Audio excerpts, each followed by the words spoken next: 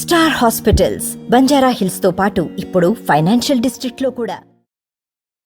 బొడ్డు వెంకటరమణ చౌదరి గారు మరి 2014 ఎన్నికల్లో ఇదే నియోజకవర్గం నుంచి మేము శాసనసభ్యులుగా అమ్మ పోటీ చేస్తే మరి వారు పార్లమెంట్ స్థానానికి పోటీ చేశారు.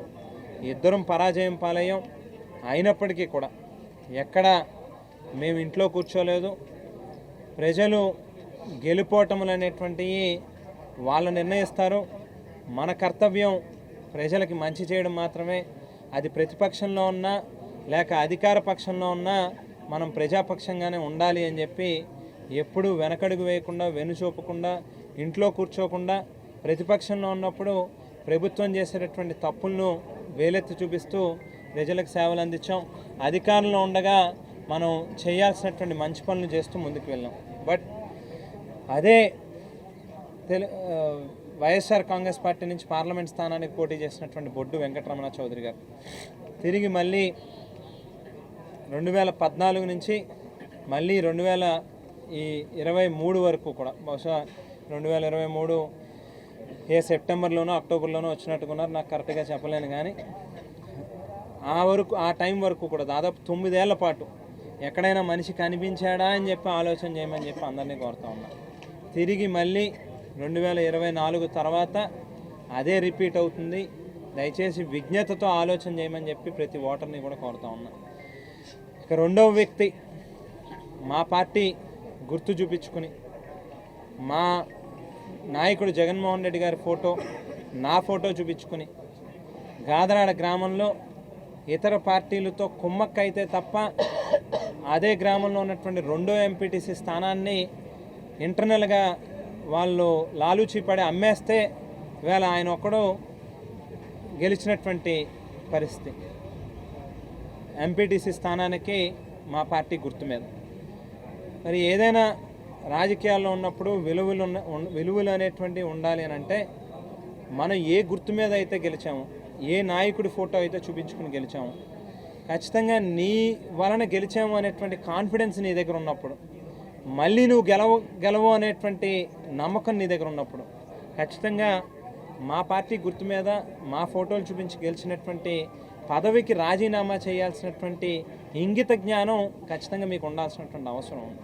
ఈవేళ ఎంపీటీసీకి రాజీనామా చేయరు సరికదా, తిరిగి మీరు ఇచ్చినటువంటి ఏదైతే రిజిగ్నేషన్ లెటర్ ఉందో అది ప్రాపర్ ఫార్మెట్లో ఇవ్వలేదు.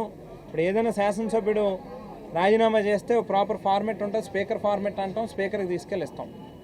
అలాగే ఒక ఎంపీటీసీ ఒక స్థానిక సంస్థలకు సంబంధించినటువంటి వాళ్ళు రాజీనామా చేసినప్పుడు దానికి ఒక ఫార్మెట్ ఉంటుంది. దాన్ని తీసుకువెళ్ళి జిల్లా పరిషత్ చైర్మన్కి ఇవ్వాల్సినటువంటి, జిల్లా పరిషత్ సీఈఓకి ఇవ్వాల్సినటువంటి అవసరం ఉంది. వేళ అవన్నీ తెలిసి కూడా కేవలం ఎండిఓకి ఒక రాజీనామా చేసినట్టుగా ఒక డమ్మీ లెటర్ పంపించడం ఇది సరైన పద్ధతి కాదండి. మీరు కనుక రాజీనామా చేయాలనుకుంటే జిల్లా పరిషత్ సీఈఓకి పలానా యాక్ట్ ప్రకారం, పంచాయతీరాజ్ చట్టం ప్రకారం, పలానా సెక్షన్ ప్రకారం, సబ్సెక్షన్ ప్రకారం ఈ రకంగా మీరు కోట్ చేయాలి అని చెప్పని తిరిగి మళ్ళీ రిప్లై పెడితే వాళ్ళ దగ్గర నుంచి ఏ రకమైనటువంటి రిప్లైలు ఉండవు. జెడ్పీ సీఈఓ కూడా లెటర్ పెట్టినా కూడా దానికి ఏ రకమైనటువంటి రిప్లైలు ఉండవు. ఏదైతే యాక్ట్ని అనుసరించి వాళ్ళు ఏదైతే యాక్ట్కి అనుసరించి ఉండాల్సినటువంటి పద్ధతుల ప్రకారం లేరో దానికి గాను వాళ్ళ మీద చర్యలు తీసుకుని వాళ్ళని అనర్హత వేటు వేస్తే హైకోర్టుకి వెళ్ళి అక్కడి నుంచి స్టేలు తెచ్చుకుంటారు. ఎందుకంటే నిజంగా మీకు రాజీనామా చేసే ఉద్దేశం ఉన్నప్పుడు రాజీనామా చేయాల్సిన ఫార్మెట్లో చేయాలి. పోనీ చేయలేదు, నిజంగా మీకే గనక మళ్ళీ తిరిగి పోటీ చేసి నెగ్గగలం అక్కడ అనేటువంటి నమ్మకం ఉంటే పోనీ అనర్హత వేటు వేసినప్పుడైనా ఆ ఎంపీటీసీ స్థానానికి మళ్ళీ తిరిగి బై ఎలక్షన్ పెట్టించుకోవాలి, పోటీ చేయాలి కదా. అది చేయరు. ఏదో సామెత చెప్పినట్టు ఆ గాదరాడ గ్రామంలోనే నన్ను ఇళ్ళ పట్టాలు ఇవ్వనివ్వలే, ఓ వాటర్ ట్యాంక్ కడతానంటే కట్టనివ్వలే, ఒక రోడ్డు అయినివ్వలేదు, ఒక డ్రైనేజ్ అయినివ్వలే. ఉన్న నాయకుల మధ్యలో ప్రతి ఇద్దరి మధ్యలోని ఏదో ఒక తగాదా తీసుకుని రావడం, వాళ్ళ మధ్యలో ఏదో రకంగా కుంపట్లు పెట్టి పార్టీని నాశనం చేసే కార్యక్రమం చేయడం. ఈవేళ నేను ఏ నాయకుడిని కూడా చిన్న కార్యకర్తను కూడా వదులుకోవడానికి ఎప్పుడు కూడా ఇష్టపడను. మామూలుగా ఎవరైనా ఏదైనా గ్రామంలో చిన్న కార్యకర్త వెళ్ళిపోతున్నాడంటే నేను స్వయంగా 4 సార్లు ఫోన్ చేస్తా, లేకపోతే అమ్మతో మాట్లాడిస్తా, లేకపోతే మన నాయకులు జడ్పీటీసీ గారినో ఎంపీపీ గారినో లేకపోతే పార్టీ అధ్యక్షున్నో వాళ్ళని ఏదోలా బతిమలాడి మంచి చెప్పి వాళ్ళకి ఏదైనా పోనీ వ్యక్తిగతంగా నష్టం జరిగి ఉంటే దాన్ని పూడుస్తాం, ఇంకొకసారి మళ్ళీ అవకాశం ఇమ్మనో వాళ్ళకి నచ్చజెప్పండి అని చెప్పి ప్రయత్నం చేస్తాం. అటువంటిది ఇదే పెద్ద మనిషి పోతా అంటే కనీసం లెక్క కూడా చేయలేను. మన వాళ్ళు చాలామంది అడిగారు, ఎందుకు పోనీలే చెప్పండి మన పార్టీ తరఫున గెలుపొందిన ఎంపీటీసీ కదా అడగండి అని చెప్పి.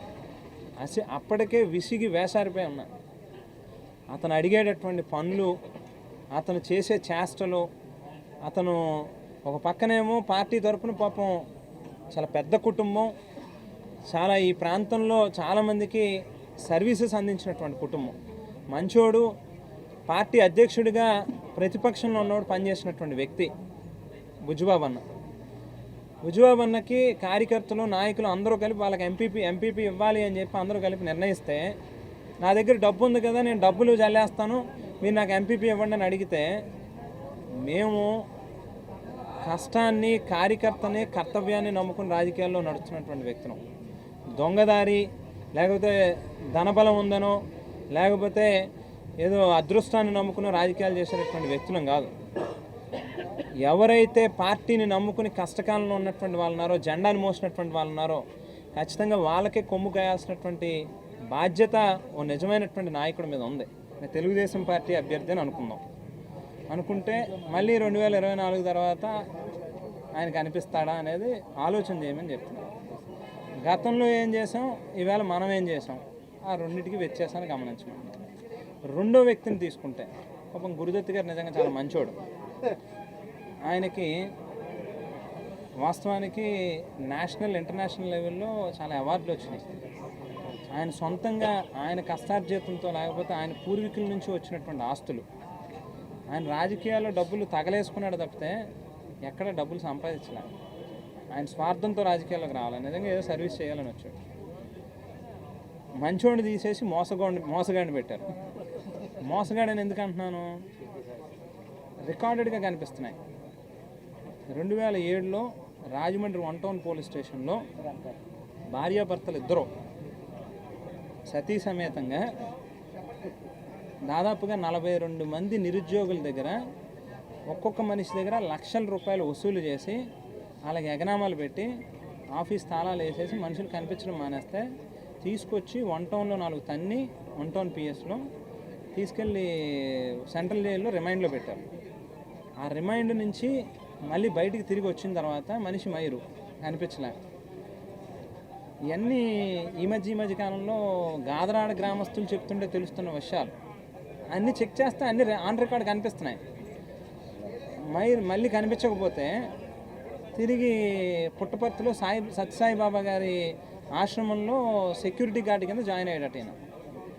ఆ సెక్యూరిటీ గార్డ్ వల్ల ఒకేసారి బాబా గారు చనిపోయిన తర్వాత ఈయన కోటీశ్వరుడు అయిపోయాడు. సత్యసాయిబాబా గారు పుట్టపర్తి సాయిబాబా గారు చనిపోయారు. బాబా గారు చనిపోయిన తర్వాత మరి బాబా గారు వెళ్తూ ఏమైనా మంత్రం వేశాడా లేకపోతే ఏం చేశాడు ఈయన అనేది ఆయనకి తెలియాలి.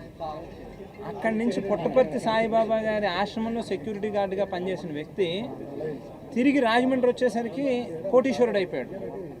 అంటే ఎవరైనా సెక్యూరిటీ గార్డ్ అనే వ్యక్తికి నాకు తెలిసి 12,000, 14,000, 15,000 బాగా నమ్మకస్తుడు, బాగా విశ్వాసంగా ఉంటాడు. మనకి ఇంత గొప్పవాడు లేడు. మామూలుగా మిలిటరీలో కూడా ఇటువంటి వాళ్ళు దొరకరు, ఎక్స్ ఆర్మీలు అని అనుకుంటే నాకు తెలిసి 25,000, 30,000 జీతం ఇస్తారు. మరి ఏం చేస్తే ఈయన ఇన్ని కోట్ల రూపాయలు ఒకసారి వచ్చేసినాయి. ఒక్కొక్కరు ఒక్కొక్క స్టోరీ చెప్తున్నారు. పుట్టపర్తి సాయిబాబా గారి ఆశ్రమం నుంచి దొంగతనాలు చేసుకొచ్చాడు అని చెప్పి ఒక స్టోరీ. లేదు అంటే స్టోరీ అంటే వెనక్కి వెళ్ళి తిరిగి చూస్తే దాని పూర్వపరాల్లోకి వెళ్తే వాస్తవాలు కనిపిస్తున్నాయి. కొంత ఇట్లా రకరకాల ఇవి కనిపిస్తూ ఉన్నాయి. సో అటువంటి వ్యక్తికి మనకి పోటీ జరిగితే ప్రజలు ఏం నిర్ణయం తీసుకుంటారని నేను చెప్పవసరం లేదు. నేను వివరంగా దాని గురించి చెప్పాల్సి ఉంటాను. మన క్యారెక్టర్ ఏంటి, అవతల వ్యక్తి క్యారెక్టర్ ఏంటి, మన నిబద్ధత ఏంటి, లేకపోతే మన కమిట్మెంట్ ఏంటి. ఈవేళ 6 నెలల ముందో సంవత్సరం ముందో వచ్చి ఊరికినే ప్రచార మాధ్యమాలకి సామాజిక మాధ్యమాల్లోని డబ్బులు చల్లితే ఎంతవరకు అది అంటే ఇంకా మీరు బాధపడతారు ఎవరన్నా నేను మాట్లాడితే. కొంతమంది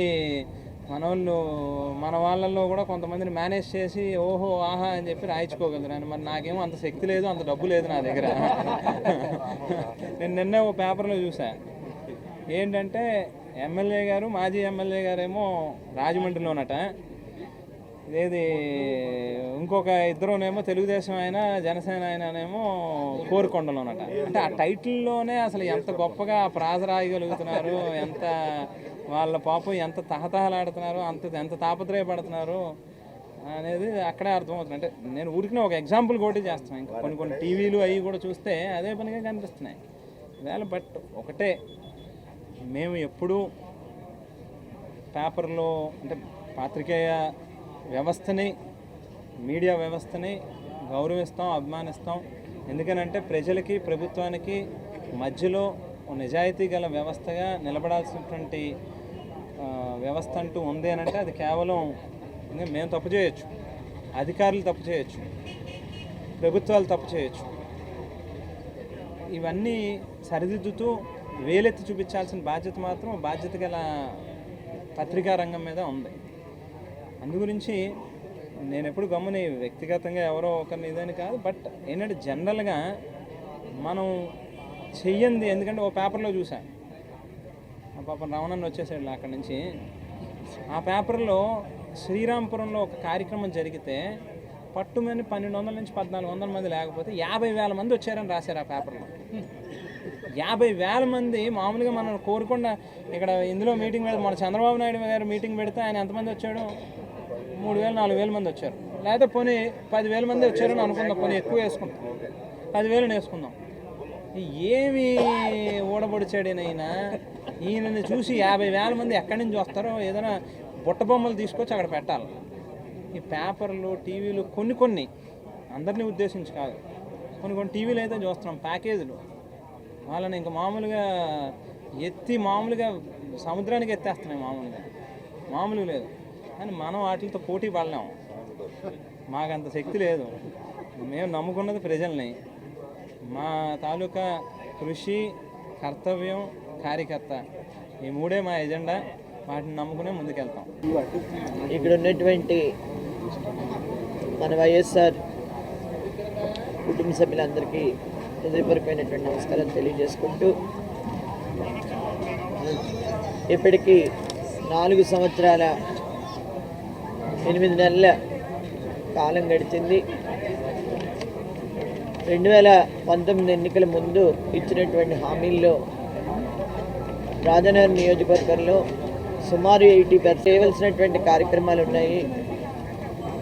అందులో భాగంగా నుంచి జరుగుతున్నది అనేటటువంటి వాస్తవమైనటువంటి విషయం. వీటన్నిటితో పాటు రాబోయే కాలంలో ఒకటే చెప్తాం, మాకు వేసేటటువంటి ప్రతి ఓటికి 5గురం పనిచేస్తాం. మరిన్ని వీడియోస్ కోసం ఛానల్ ని సబ్స్క్రైబ్ చేయండి. లేటెస్ట్ అప్డేట్స్ కోసం వాట్సాప్ ఛానల్ ని ఫాలో చేయండి. అండ్ లింక్ డిస్క్రిప్షన్ లో ఉంది.